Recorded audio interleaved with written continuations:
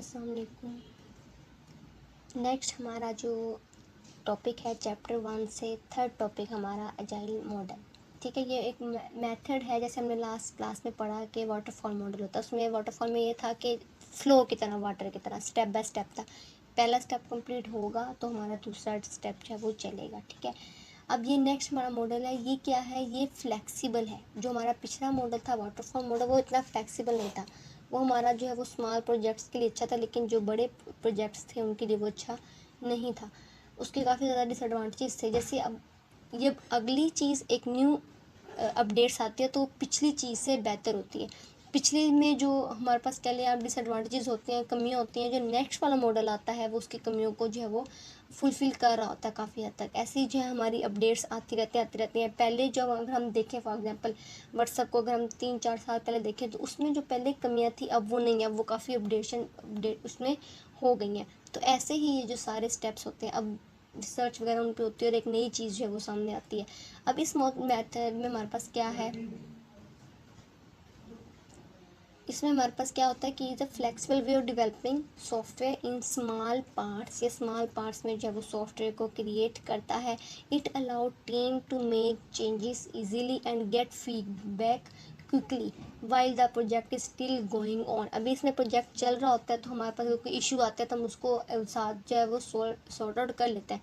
लेकिन वाटरफॉल में ऐसा नहीं था, उसमें हमारे पास वो बहुत टाइम कंज्यूमिंग था, तो हम उसमें स्टार्ट में जो स्टक हो जाते थे अगर हमारे पास कोई इशू जो है वो आ जाता था। इसमें ना स्मार्ट पार्ट्स में एक हमारे पास एक्टिविटी होती है और ये वर्क कैसे करता है, work is done in short cycles, मतलब आइट्रेशंस होती हैं, लूप की फॉर्म में इसका जो है वो वर्क होता है। After each cycle a working part of the software is delivered. एक एक चीज़ जो है वो इसकी डिलीवर होती रहती है। उसके बाद क्या है, feedback is taken early and changes can be made quickly. इसकी जो है फीडबैक ज़रा हमें स्टार्ट में पता चल गया, एक आइट्रेशन कंप्लीट हुई, मुझे पता चलेगा अच्छा इसमें ये इशू है, तो वो इशू को जो है हम सॉर्ट आउट कर लेंगे। और इसमें क्या, इसलिए वजह से इसको जो है फ्लेक्सिबल कहा गया है कि इसकी चेंजेस जो है वो मेड हो जाती हैं आसानी। उसके बाद हमारा ये देखिए इसकी डायग्राम है। सबसे पहले आपने क्या करना है, इसकी डेफिनेशन में लिखिए ये काम कैसे करता है, इसकी वर्किंग लिखनी है। और उसके बाद इसकी जो है वो डायग्राम कि ये एक लूप की फॉर्म में, एक साइकिल की फॉर्म में, एक सर्कल के फॉर्म में जो है ये मूव करता है। और हर आइट्रेशन कंप्लीट होने के बाद, साइकिल कंप्लीट होने के बाद ये कोई ना कोई सॉफ्टवेयर का हिस्सा जो है वो बना देता है। अगर हम इसकी डेफिनेशन बुक में देखें, देखिए इसमें भी यही बात हो रही है कि ये क्या है, एक deliver it focus on small parts. देखिए हमारे पास क्या है, focus on delivered small functional part of the software quickly. इसमें चेंजेस मेड हो जाती हैं इजीली। ठीक है, उसके बाद ये कंटिन्यूस प्रोसेस है, हमारे पास इसके पेयर भी जो है वो प्रोग्रामिंग होती साथ साथ रहेगी। अब हम इसके बेनिफिट्स क्या हैं, ये फ्लेक्सिबल है, जैसे हमने फर्स्ट लाइन में पढ़ा, इसकी जो है इसमें कस्टमर की जो सेटिस्फेक्शन ज़्यादा होती है, ये इसके दो फ़ायदे हैं। लेकिन इसकी डिसएडवांटेजेस क्या है कि ये चैलेंजिंग है, डिफ़िकल्ट है थोड़ा, it is difficult to use है या डिफ़िकल्ट टू इम्प्लीमेंट भी आप लोग जो है वो कह सकते हैं। ठीक है, अगर हम एज़ कम्पेयर टू इसके दूसरे नोट्स में देखें इसको,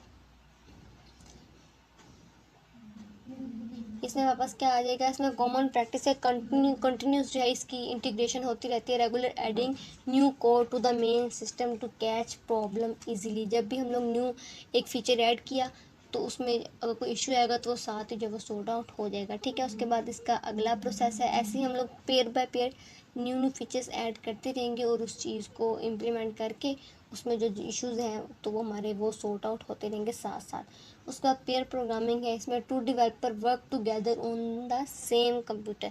इसमें मल्टीपल प्रोग्रामर जो है वो काम कर सकते हैं, कि वाटरफॉल में ऐसा नहीं था, क्योंकि ज़ेरोस में एक स्टेप कंप्लीट होता था, डिज़ाइन का होगा फिर आगे इसकी इम्प्लीमेंटेशन होगी, तो एट अ टाइम एक पर्सन उस पर जो है वो काम कर सकता था।